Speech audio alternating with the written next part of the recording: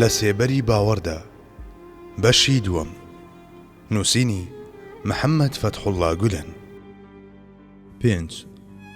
بەڵێ، کەس هێندەی پێغەمبەری ئێمە سەڵی الله عەلەیه وسەلەم لەو بوونەوەرە ئاڵۆزەی کە ناوی مرۆڤە تێنەگەیشتووە، ئەو بوونەوەرەی کە بابەتی زانکۆ و زانستەکان بە سەدان لق و پەلیانەوە و بواری کاری هەزاران پسپۆر و زانایە، کەس هێندەی ئەو لی تێنەگەیشتووە و بەقەدەر ئەو بەباشی هەڵی نەشێڵاوە و پێی نەگەیاندووە و نەیکردووە بە مەردی هەموو کات و شوێنەکان و نمونەی چاولێکراو. ئەو کەسانەش کە پێی گەیاندن کردنی بە مامۆستا و ڕێنمونیکاری نەتەوە خاوەن شارستانیەکان، لەم ڕوەوە ناکرێت نمونەیەکی دیکەی وەک ئەو نیشان بدرێت. 6. ئەندازەی سەختی گۆڕینی بیر و باوەڕە ڕەگداکوتاوەکانی نێوژیری و دڵ و بە تایبەت لادانەکان لای هەمووان شتێکی ڕوون و ئاشکرایە، بە تایبەت تەرک پێکردنی بیر و باوەڕی هەڵە و چەوت لە کەسانێکدا کە تەمەنیان 40 ساڵی تێپەڕاندووە قوڕسترینی نێو قورسەکانە.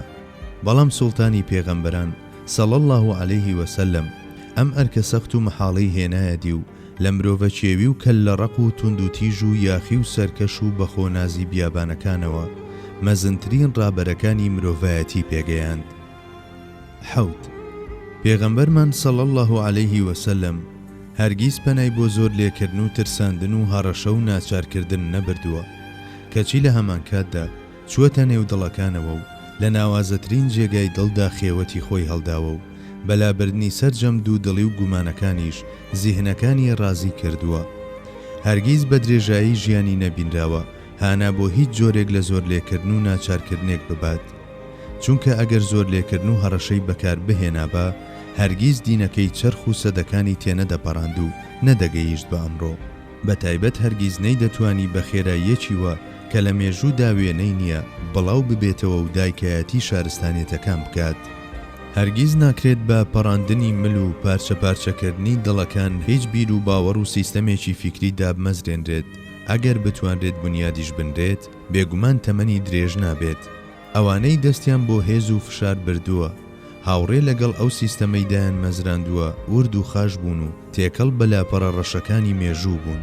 شۆڕشی رووسیا و هەموو ئەو بزوتنەوانەی ئەو ڕۆژگارە کە بناغەکەیان هێز و زۆرم لێ بوو باشترین و نزیکترین نمونەن لەسەر ئەمە.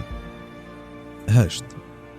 ئەوانەی بانگەشە بۆ دوعایەک دەکەن و دەردەپەڕنە مەیدان زۆر جار بەڵێنی دنیایی وەک دەسەڵات و پلەپایە و پێگە و ماڵ و سەروەت و سامان بە خەڵکی دەدەن. سوڵتانی پێغەمبەران سەڵی الله عەلەیه وسەلەم کە بە درێژایی ژیانی جگە لە نەبوونی و برسێتی و ئازار و ڕەنج شتێکی دیکەی نەدیوە، نەک هەر بەڵێنی وای نەداوە، بەڵکو لە مەککە چەندین جار ئەم بەڵێنانەی پێدرا و ئەویش هەموو جارێک ڕەتی دەکردنەوە و تەنها ئامانجی ڕەزامەندی خوا و بەهەشت بوو. تەماشای خەرمانەی دەوروبەری بکەن، سەرنج لە ئەندامانی خێزانەکەی بدەن کە وەرگرتنی زەکات و سەدەقەیان لێ قەدەغە کرابوو.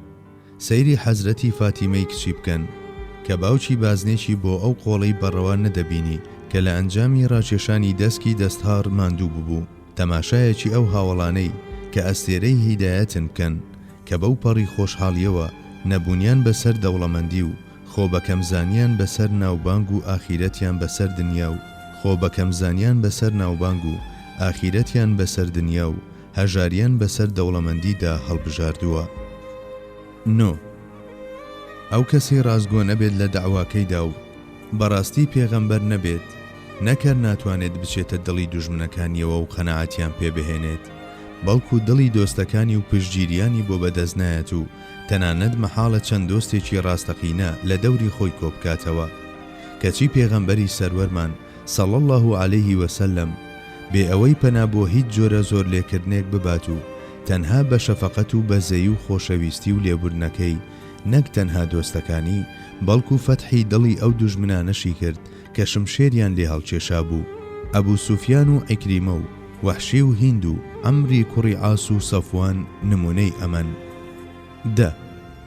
با بڵین ئێوە نیەتتان هێناوە کە لە پێناو فەتحکردنی دڵی خەڵکی و نەخشاندنی پەیامەکەتان لەسەر دڵ و ژیریان ئامادەن هەموو جۆرە ناڕەحەتیەکتان بێتە ڕێو لە بەرامبەر هەموو جۆرە سوکایەتی و مەترسی و ژیانێکی مادی و معنەویەوە دان بە خۆتان دادەگرن.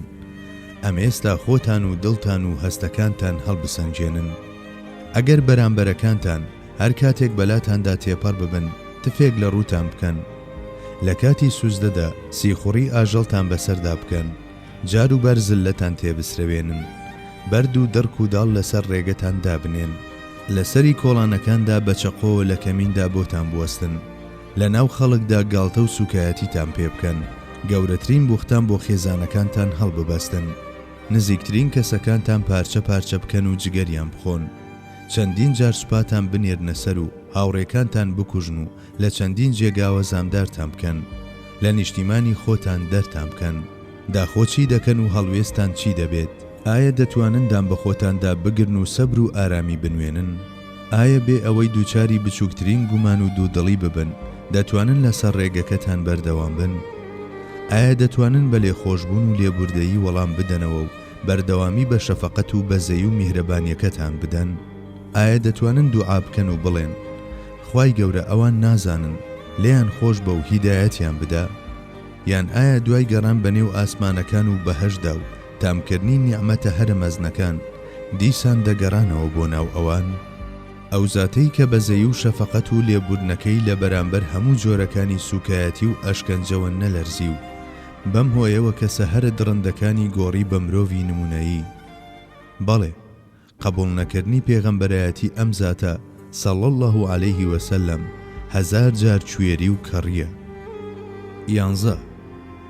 کاتێک سەرنج لە ژیانی هاوڵە بەڕێزەکان دەدەین دەبینین کە چۆن لە پێناو ئەو زاتە و پەیامەکەیدا بە دوای مردندا دەگەڕێن و چۆن لە مەیدانەکانی جەنگدا بەزەر دەخەنەوە پێشوازی لە مەرگ دەکەن و چۆن ژیانی دنیا بە سوک تەماشا دەکەن و هەر لە پیرەمێردی 80 ساڵەوە هەتا منداڵ و ژن و پیا و چۆن پێشبڕچەی شەهیدبوون دەکەن.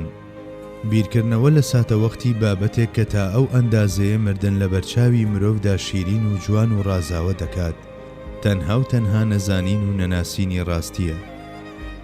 12. بێگومان پێگەیاندنی ئەوانەی کەشان دەخەنە ژێر داوایەک سەبارەت بە ڕاگیرکردن و بەرەو پێشبرنی داواکە زۆر گرنگە، بەڵام بابەتێکی دیکەش هەیە کە بەلایانی کەمەوە هێندەی ئەمە گرنگە، ئەویش بریتیە لە دەستەبەرکردنی سەبر و دامەزراوی و خۆڕاگری ئەم ئەندامانە لە دەمی هێرش و شەپۆلی هەموو جۆرەکانی باڵا و موسیبەت و ناڕەحەتیدا. مێژوو لەم جۆرە حاڵەتانەدا نمونەی چەندەها پوکانەوە و پەرتەوازەبوون دەجێڕێتەوە، لە کاتێکدا هەمان مێژوو سەبر و دامەزراوی سەحابیەکان دەجێڕێتەوە. 13.